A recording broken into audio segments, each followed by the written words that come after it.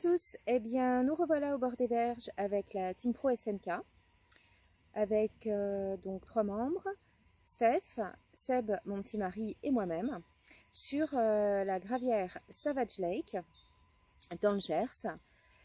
Alors, pour commencer, on n'a pas tous eu les canalos le même temps. Steph à contre-cœur a été obligé de relever ses cannes pendant plus de 72 heures parce qu'il est tombé malade. Donc, je vais vous expliquer un peu comment s'est déroulée cette session de pêche. Donc, je vais vous parler déjà de cette magnifique gravière, un écrin de verdure. Donc, cette gravière, donc Savage Lake par SNK. Comme son nom l'indique, c'est sauvage, avec une technicité de pêche importante où il faut pouvoir faire de la pêche aux odes pour aller lutter dans les obstacles. Une pêche technique et régulièrement une pêche forte. Dans son cheptel, connu et inconnu, il y a des carpes communes qui sont très sombres, magnifiques et qui font des combats de dingue. Des carpes miroirs avec un écaillage shiny, comme je les aime. Des carpes koi. Il y a des amours blancs. Il y a aussi des sublimes tanches qui arrivent à bouger des plombs importants. Et dans une autre population de poissons que je ne pêche pas mais que je trouve magnifique, il y a des black bass et on voit qu'il y a un biotope riche et complet.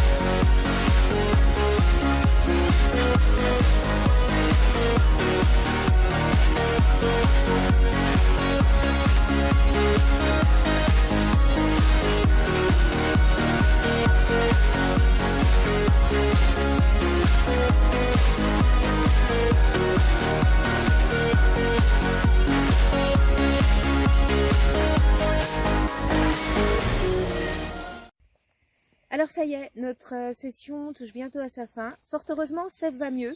Pour ceux qui se posaient la question, il a repris la pêche tant bien que mal hier soir. Alors, pour vous faire un petit retour, nous avons fait de très jolis poissons. À la vue de la saison, comme vous le savez tous, on est quand même sur de la préparation de frais. C'est-à-dire qu'on a pu en zode aller les admirer en train de se regrouper. Donc dans des branchages, dans des choses de façon un peu mangrove. On a pu aussi constater que du fait de la saison et de la reproduction, on prenait essentiellement des mâles. Mesdemoiselles, où êtes-vous? Et je vais vous parler des montages que j'ai pu utiliser. Cette gravière est quand même avec une technicité qu'il faut avoir. Tant au niveau du combat, mais aussi au niveau des montages du corps de ligne, ce que je vais vous expliquer, pour pouvoir être sécuritaire pour le poisson. Le but n'étant évidemment pas ni d'abîmer le poisson, ni de leur faire des bouches de joker, l'important est la sécurité du poisson. Donc, nous avons tous utilisé le même type de montage et pour ma part, Le corps de ligne était en 42 centièmes avec un montage en 40 centièmes que je vais vous expliquer juste après, afin évidemment que si la carpe va se tanker, il lui reste le moins possible de matériel dans la gueule et qu'elle soit en sécurité. Donc, au niveau du montage, nous sommes partis sur un dérigue. Hop, voilà, donc sur un 40 centièmes. Sur le dernier poisson que je fais, j'ai favorisé au-dessus du dérigue un émerillon et non pas un petit anneau parce que j'envisageais cette pêche plutôt en décollé. Parce qu'après un moment sans touche, j'ai essayé de remettre en question mon èche pour voir justement si ça venait pas de ça. Et donc ce montage simple, efficace, mais redoutable, nous a permis d'obtenir de très beaux fiches. Donc le petit mot de la fin, sinon ils ne me garderont jamais de barbecue pour bouffer à midi. Le petit mot de la fin pour vous dire que cette session fut riche d'enseignements. Tout d'abord parce que sur l'approche en fait de cette pêche technique qui se veut forte mais qui se veut quand même sécuritaire pour le poisson, il ne faut pas oublier que cette gravière qui n'a pas été pêchée pendant des années a un aspect sauvage.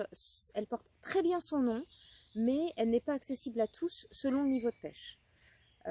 Moi je vous invite, pour ceux qui aiment les pêches difficiles d'obstacles, à venir et à tenter le coup.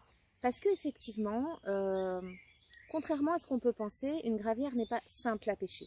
Tout dépend de comment elles font, comment vont être les obstacles et comment surtout le pêcheur va l'aborder et se remettre en question.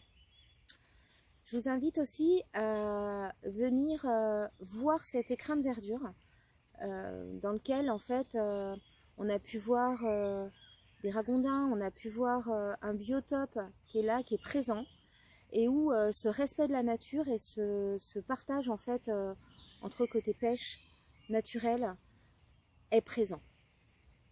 Sur ce, je vous souhaite en tout cas de très bons visionnages et n'hésitez pas, on vous mettra en lien le lien de justement la gravière afin que vous puissiez envisager d'autres choses. N'hésitez pas à nous contacter.